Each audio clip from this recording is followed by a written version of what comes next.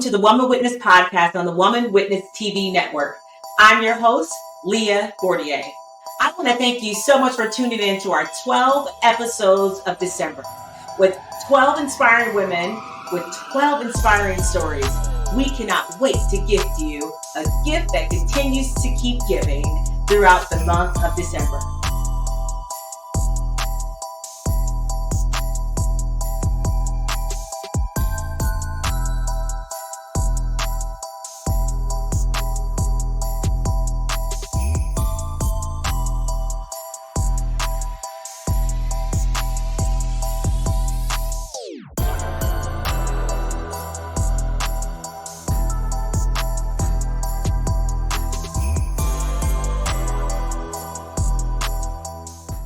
Hi, and welcome to another episode of Woman Witness Podcast, The Stories at the Well. I'm your host, Leah Fortier. Here on this platform, we bring to you voices of women that are out there making a positive impact in their lives, in the community, in their family, in the world around us. Today, I have a very special topic and a very special guest to introduce you guys to. But before I do, I want to set the stage a little bit. Now, I've had plenty of episodes and we talked and covered plenty of topics. And one topic that I really feel that we are in the vein of right now, we're embarking on the end of the year, and we have people who are stuck, people who are stagnant, people who are in the midst of facing adversity.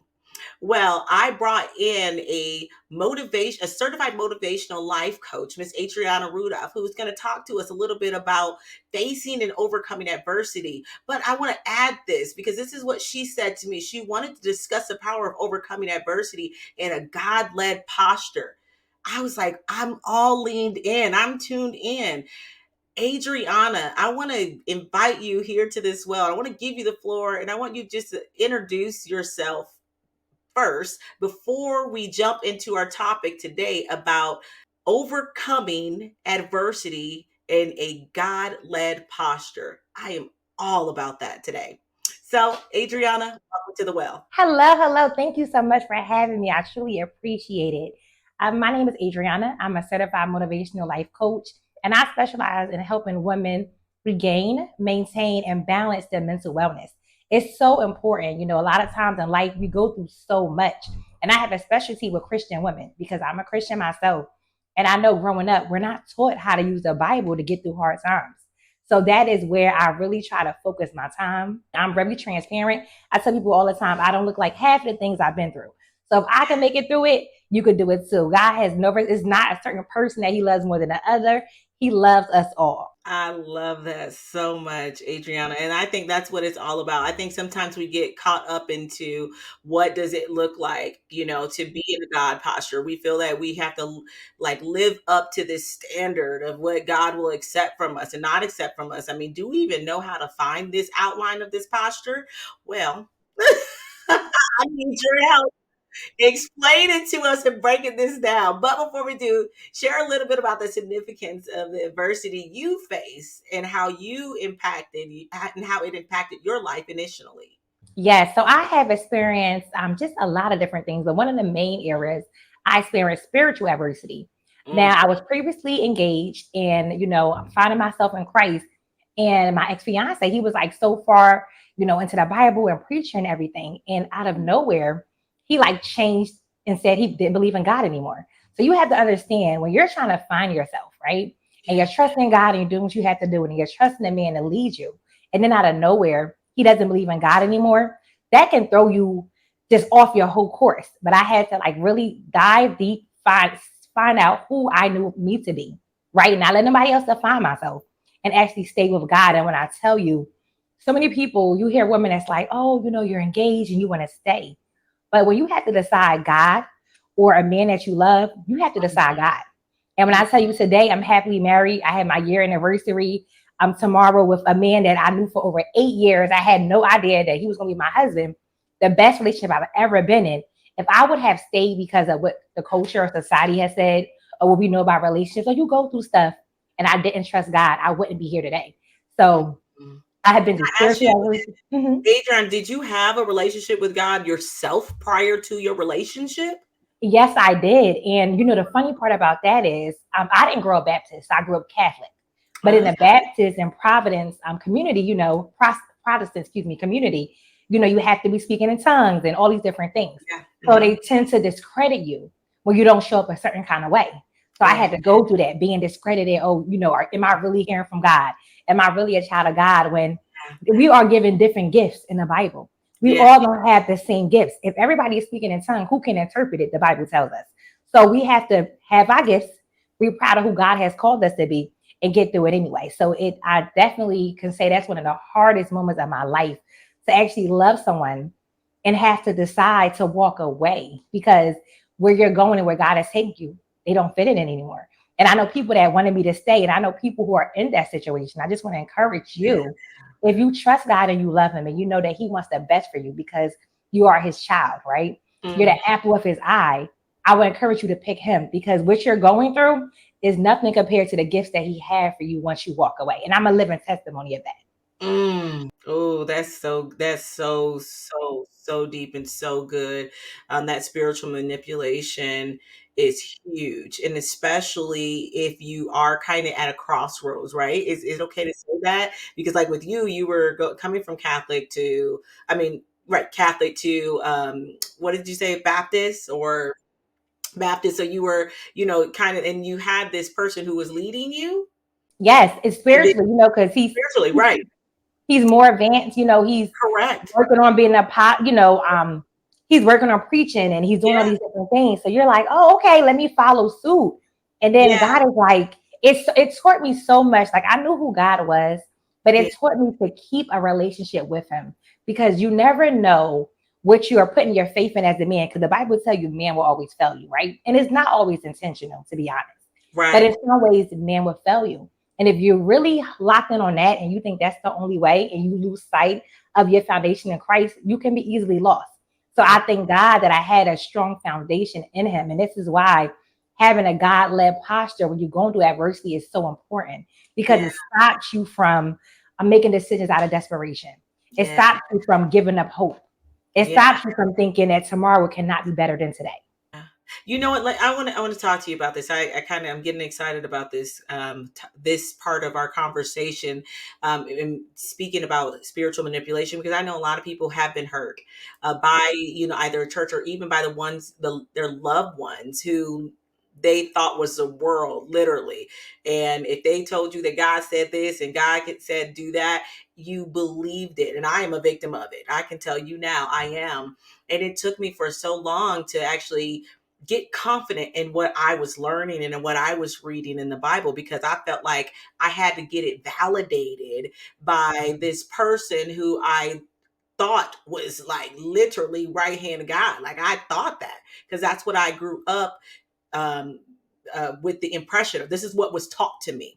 So I want you to help talk to some of those women and some of those men who are victim of being misled. How do we jump back into trusting ourselves and finding that relationship with God again?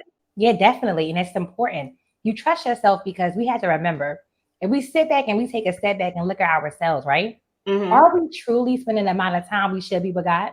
Are we reading the word as we should? And a lot of times when we stop and we reevaluate, we're not.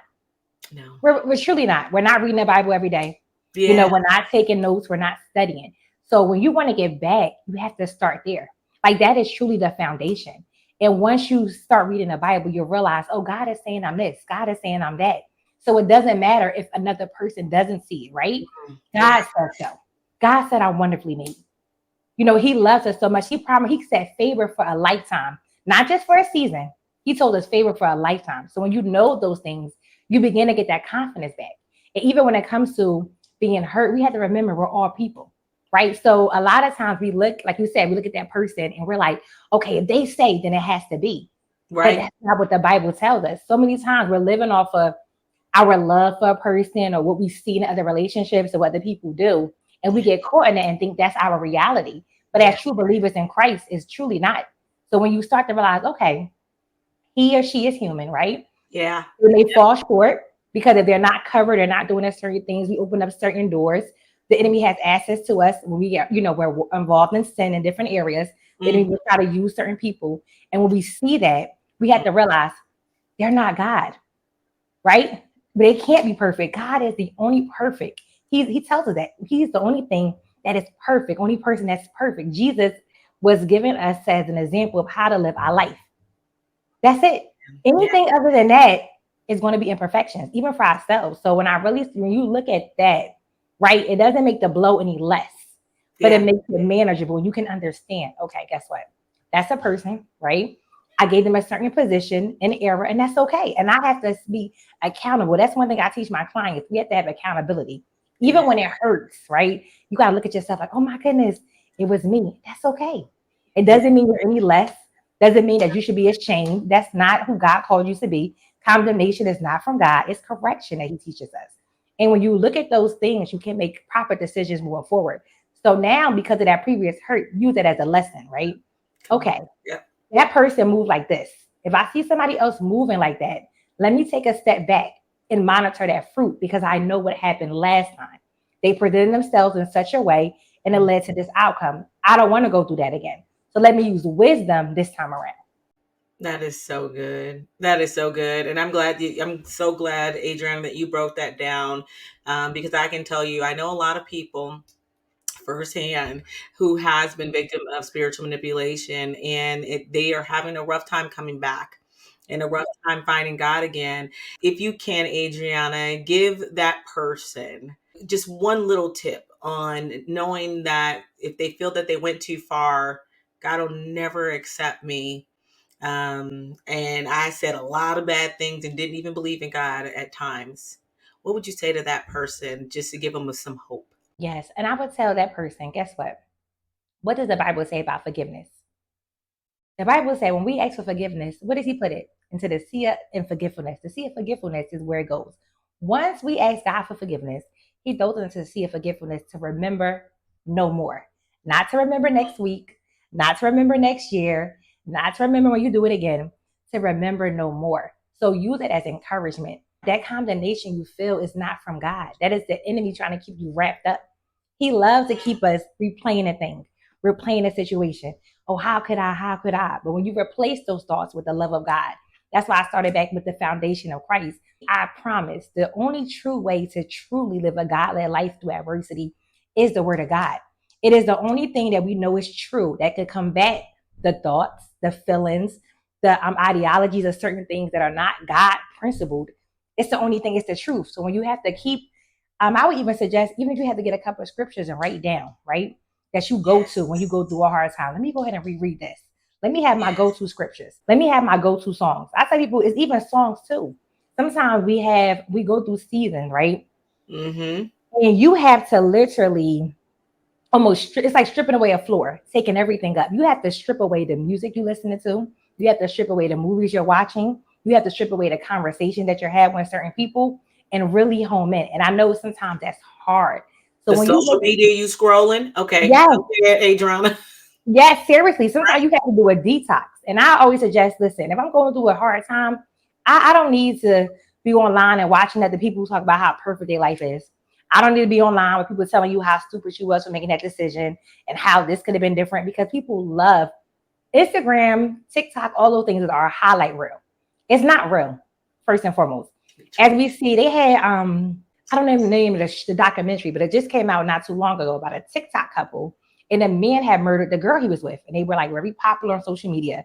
But he wound up killing her, and Dang. they were saying that they had like this perfect thing, like showing all this stuff, and just as an example that we don't know what people are going through. Unfortunately, and for her and her family, she died. And I feel so sorry about that. But it's like we have to understand we can't idolize what we see. So sometimes you're going to have to put that phone down. You're going to have to do something different. Just know that once you ask for forgiveness and true forgiveness, and it doesn't, sometimes we raise and think it has to be like this long prayer, God, I did this. And it's like, no, literally, God, forgive me for what I said to X, Y, and Z. I shouldn't have done that. Mm-hmm. It's done. If You God, talking to God, He heard you. It doesn't have to be a certain way. You don't have to be in the dark. Like, we think it has to be like this whole setting, like, oh, it gotta look right. And then because yes, that's what certain people tell you, right? Well, you yes, gotta pray like this. And you got to know. yes, That's not what He's asking you. That's not what He's telling you. You see people in the Bible praying, laying down, praying in different posture? Do you think if somebody is handicapped, right, and they don't have the ability to get on their knees, that their prayers aren't heard? That's incorrect. Their prayers are heard just like the next person. Just know that you are truly forgiven. Once you truly ask God for forgiveness, it's done. And we, other people, try to hold ourselves wrapped around that ball of repeating it, but God isn't doing that to you. You're right. You're right. I think if I hear you saying correctly, if God can forgive us, then you can forgive yourself. Yes. Don't hold yourself hostage. God said He already threw it in the sea of forgetfulness. We got to let Yes. ourselves go. Yes.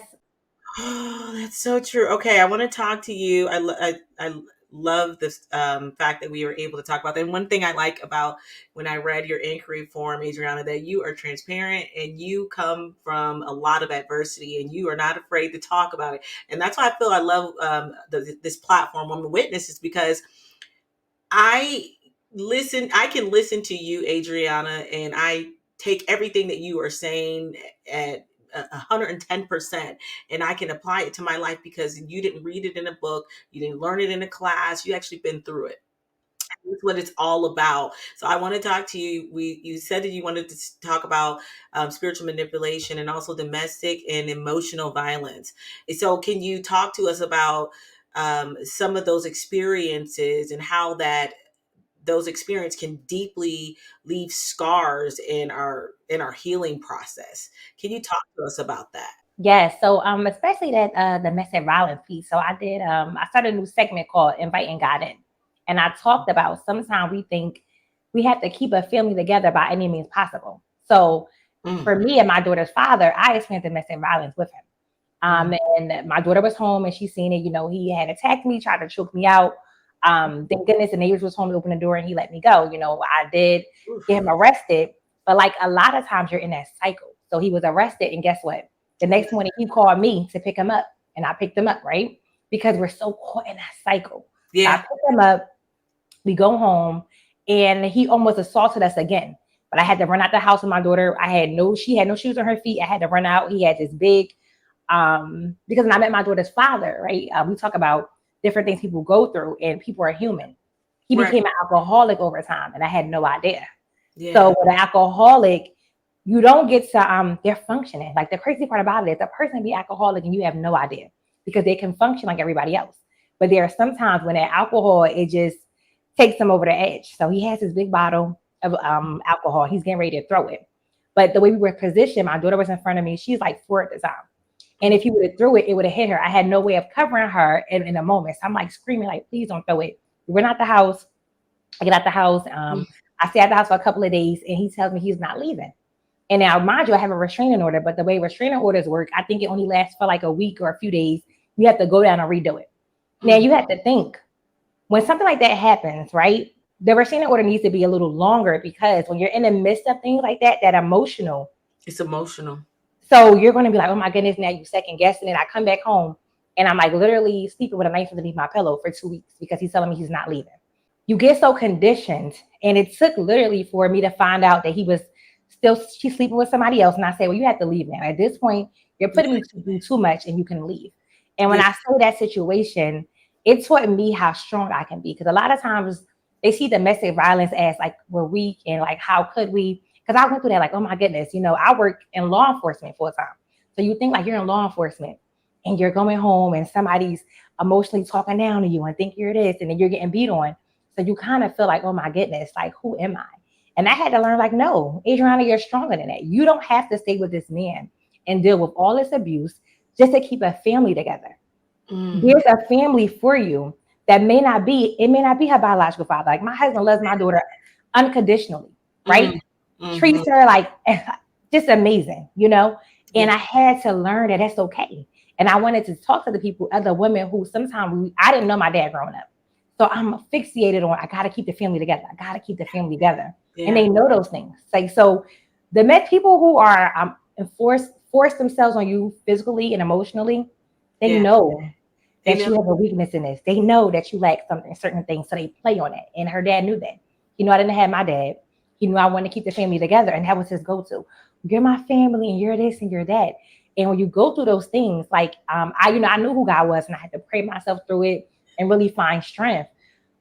I just knew I didn't want my daughter to see that forever. Like I knew that couldn't be her story. It couldn't be her life because essentially speaking, when people grow up in a household like that, when they grow up, they deal with the same things. And I just did not want that for her at all. Yeah. Let me ask you, being in law enforcement yourself, how difficult was it to reach out for help? Extremely difficult. It was almost, I can say I felt embarrassed. You almost feel like you should be doing better. You know what I'm saying? Like it should be, you should know better. You see these cases and you know these things. But I had to tell myself, that's not the case. That's not the case. I'm not weak. I should not be embarrassed. I don't deserve this. I didn't do anything for this man to put his hands on me. There's nothing that I could say to a person, and we had to learn it. Like, there's nothing that you can say or do that makes a person put their hands on you. That's a choice that they're making.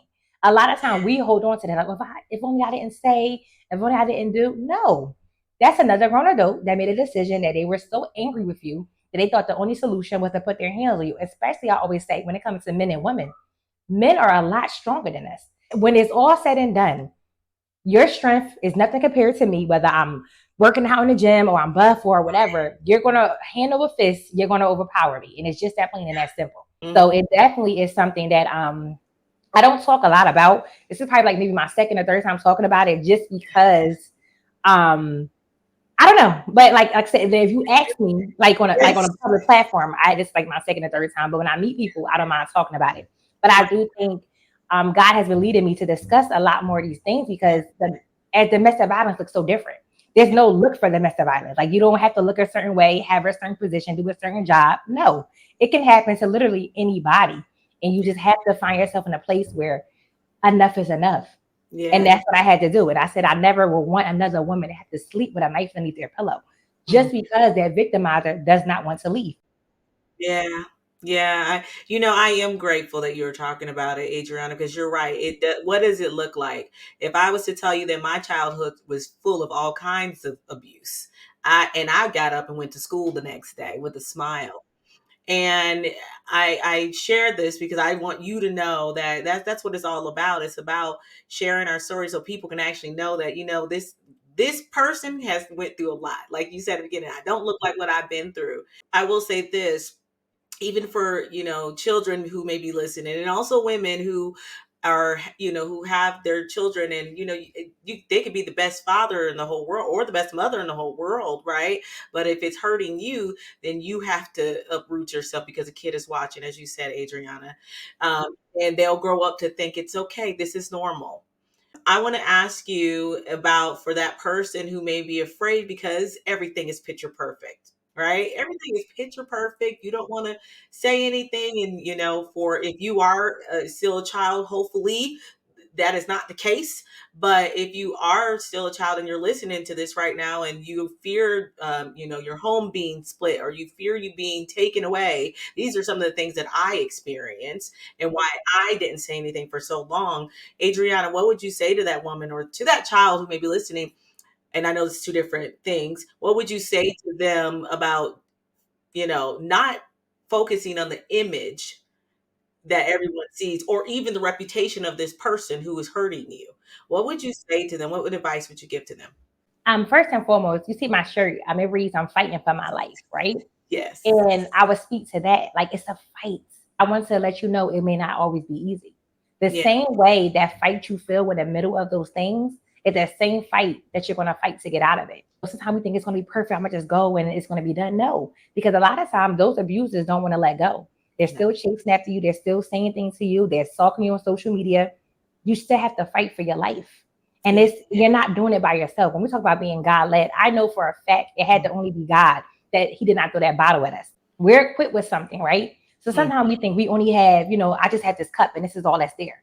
But what we don't know is on the back end, God is behind that force, pushing something that we don't even know is getting ready to come out. There is something that's waiting for you to take one move forward, and God is going to do the rest. I want to encourage you that even though it may look like it's a mountain ahead of you, right? And how can the Bible says, say to that mountain to be removed. Sometimes we have to speak it before, and I can honestly say I transition in steps, right? You would think that, like, as I said, he was there for 2 weeks, knife beneath my pillow, and I had to, okay, Adrianna, what you going to do? Just plan it out. We see these movies enough. They in the middle of the night grabbing a bag and running out. Sometimes in real life, it's not that easy when kids are involved, when they have that picture perfect lifestyle. And even speaking to that, I'm going to even be a little more transparent. I remember there was a time when he took my daughter for a weekend and I couldn't find him, right? Mm. Because everybody in that town knew him. When I went to the police station, his best friend worked there, right? So Yeah. they're looking at me like, oh, well, is this Yeah. it's like they're looking at you like you crazy. Like, you know what I'm Correct. saying? Like, well, it's okay and things of that nature. I want you to know that on the other side of this fight is freedom. There's keep your hope, because hope is there. Mhm. There's a breath of fresh air. I know sometimes you feel like you cannot breathe. You feel like your chest is getting ready to cave in. But Yeah. if you keep fighting one from the other, if you just say, okay, guess what? I'm giving myself 6 months.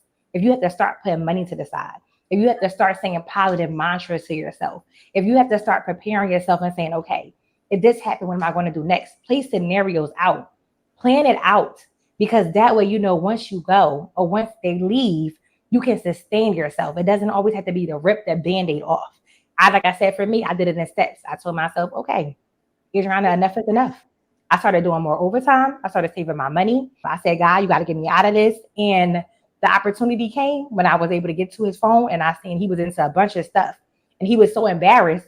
I said, well, you got to the end of the day, I get out of here. I mean, at Right. that point, it was nothing else. And when I had him leave, guess what? I was working. I didn't have a sitter because he was there. But my best friend, we was talking about something. I was like, oh, you can come over next week. For Yeah. the next 2 weeks, he was coming over praying on the school bus until my mom was able to come and help me. So even if you think you don't have the help, when I made that decision to say, okay, you have to leave because of X, Y, and Z, God was right there providing. So we looking like, oh my goodness, how is going to happen? And God is saying, just do. If you do what you're supposed to do, I'll do the rest. And it's not to say like, where I am spiritually today, I wasn't there back then. But Yeah. that doesn't mean God loved me any less. You understand what I'm saying? You don't have to be the book. People say, oh, praying for hours of it. No, God loves you nonetheless. You lean into Him in your world, it would change. So I just want you to know there's still hope. You're not the only one. Because I went through that. Is it just me? You're Yeah. not. It's happening so many things behind closed doors. And I used to always pray, for those with younger children, I used to always pray and ask God that my daughter does not remember this. Whatever that happened, that she does not remember. When I tell you, my daughter is 10 years old now, and she has no recollection of that stuff. So Yeah. if you ask God to erase that memory for them never to remember, no, like to not ever remember it, and you may not think it's going to work, but I tell you, God did it. If you ask my daughter this day if her dad was ever abusive, she has no recollection of it at all. I love that. Ooh, I really like that. What I hear you saying is that God will protect her innocence. And it reminds me of something that my granny told me all the time, that she used to always pray for me, my siblings, and all her grandchildren, is that God keeps our mind, right? Because especially that's a great prayer to pray of your children. I pray that over my children every day because this world is crazy, right? I mean, it can be dangerous, especially with social media. I just pray all the time, Lord, I just keep their mind, whatever happens, keep their mind. So I love that prayer. I'm going to double down on that one. And thank you so much, Adriana, for sharing that and opening up with us here. You are helping me as well. And I love these conversations because I think, it goes back and forth. I try to be very transparent and share my story as well. So you are helping me find different ways to share my story. So thank you. We wanted to talk about, I seen that you put on here coping with miscarriage and dealing with profound loss. If you would like to talk a little bit more about this, and I think it's such a topic that anytime a woman is ready and a man is ready to talk and discuss miscarriages, I am all about, because I think it happens far too often, and I don't think that we really figured out why. It is the most heart-wrenching thing ever that someone could possibly go through. I have not went through it, but I went through infertility. So I couldn't even imagine, having that glimpse of joy and then all of a sudden it's done. So do you mind talking to us about that, and how someone who may be dealing with this cycle, how has this impacted your life and helped strengthen your journey to adversity and overcoming it? Yes. Thank you for talking about this subject, because when I was going through it, I didn't have anywhere to look.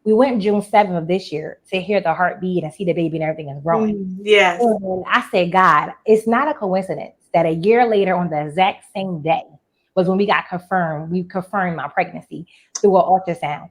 I said, God, He doesn't play. No. This was my plan. When I say He was being careful, because we had planned to get married in Jamaica next year.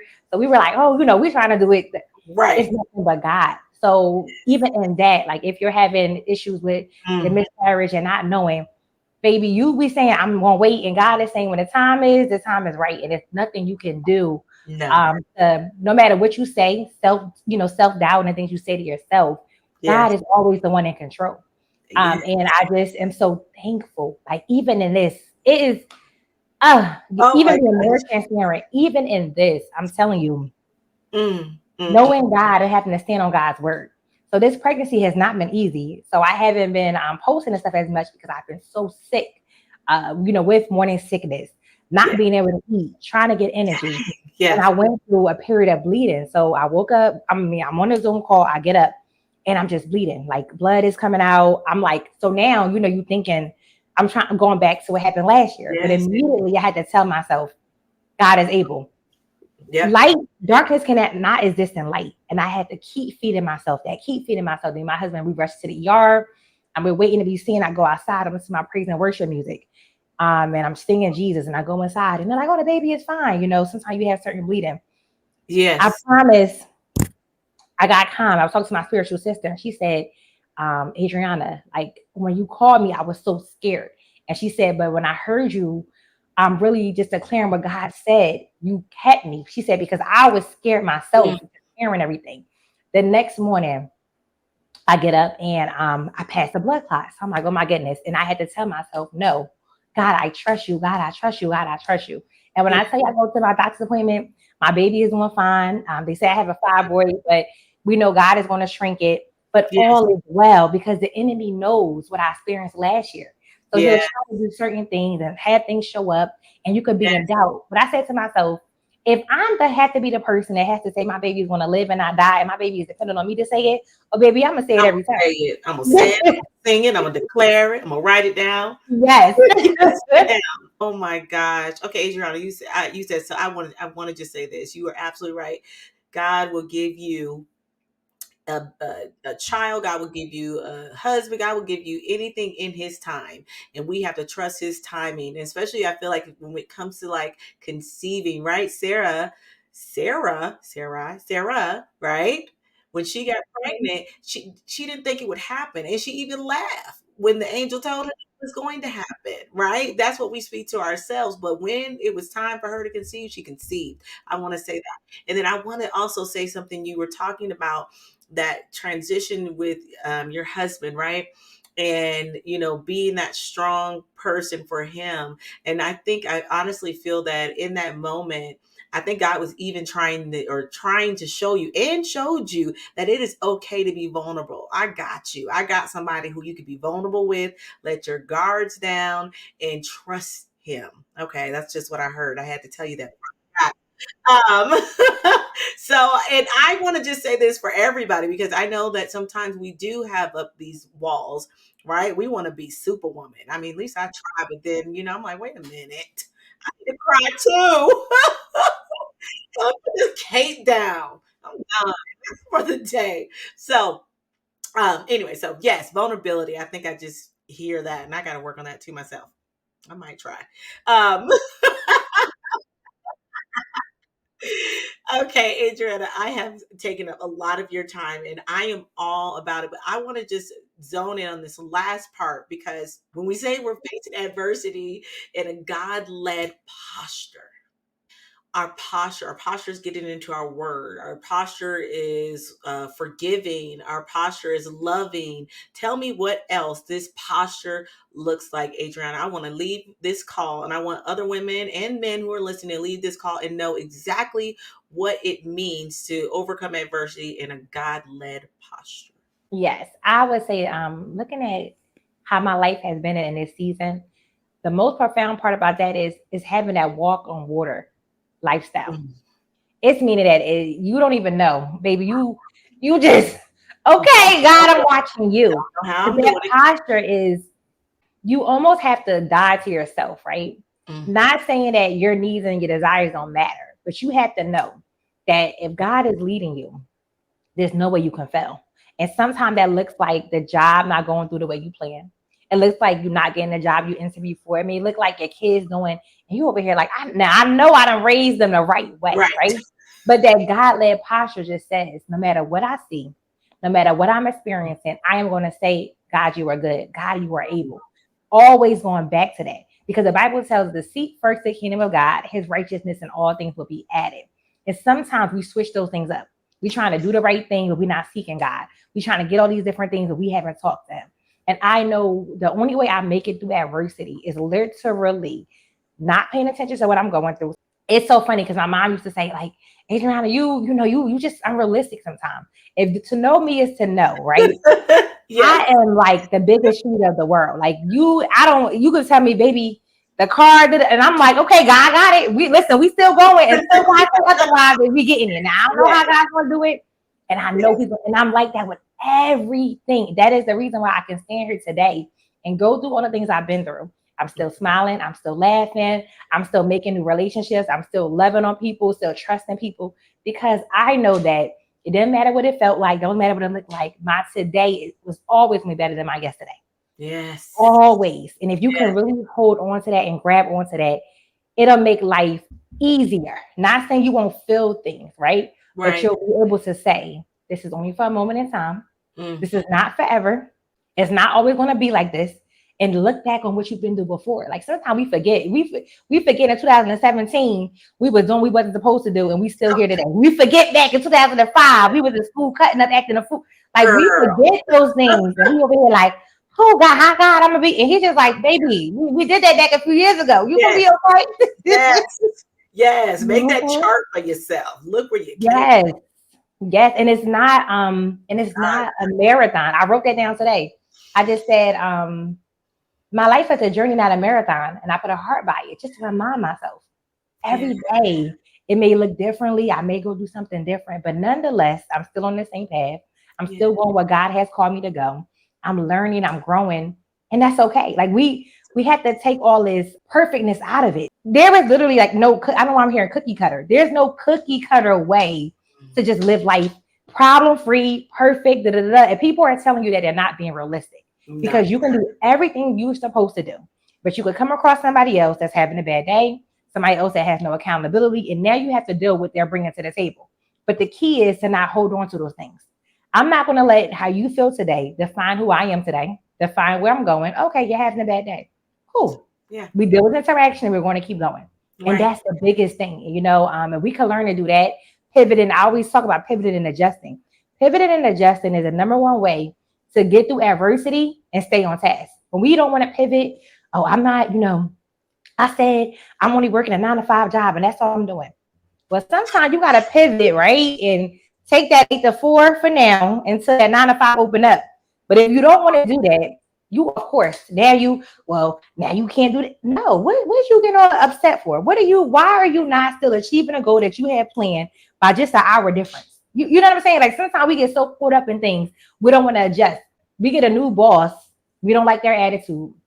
Oh, Yeah. I'm not listening to them. I'm not the baby, That's. adjust to it. Just adjust to it. It's okay. It's Yeah. not making you any less. Like sometimes we stand on something. I'm standing on this. People, well, if you remember was I'm standing on business.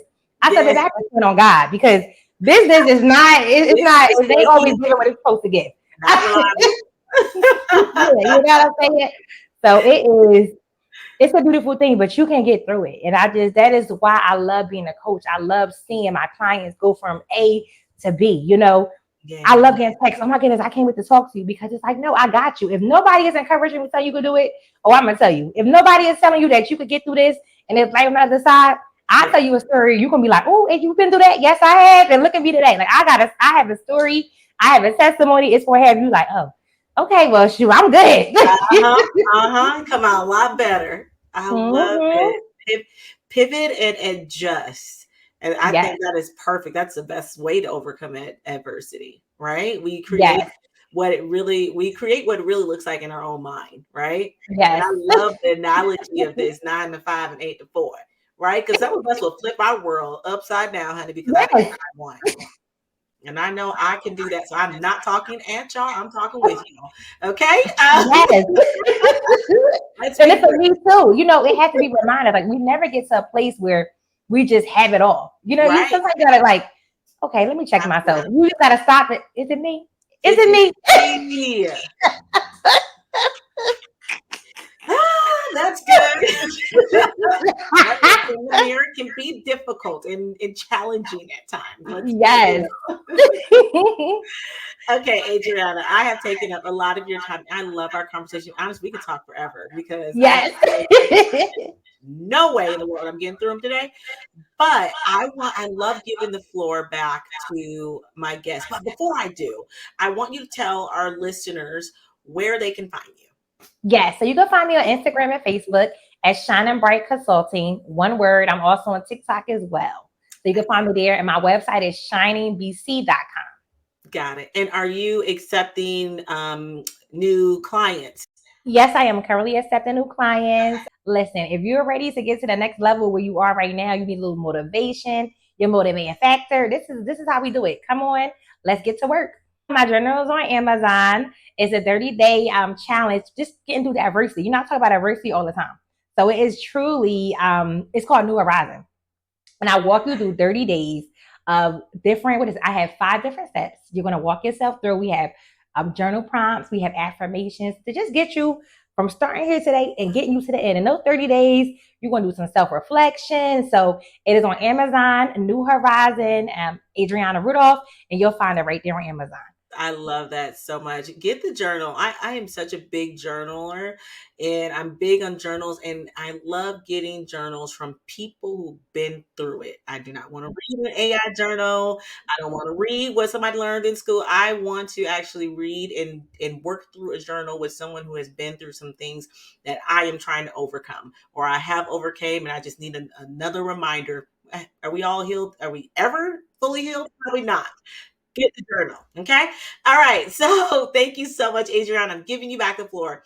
I want you to leave our listeners with something to take with them throughout the week. Sometimes I want to guide you into saying something, but I want to give the floor to you. Give us whatever's on your heart right now to take with us throughout the week. I just want you to know that you are important, that you matter. You are not a mistake. You are powerful. And there is someone waiting for your light to shine. Don't ever dim your light just to make somebody else happy. You're here on purpose. So that means that you have an assignment on your life that is waiting for you. So don't ever think it's happenstance, no matter what your family has said, no matter what your friends have said about you. That is not who you are. God has the final say. Mm. And there you have it. That is good, Adriana. Take that with you, ladies and gentlemen. Take it with you. If you were blessed by this episode and you know someone who can really resonate with this, take it, forward it to them, share. We ask that you follow Adriana on all social medias.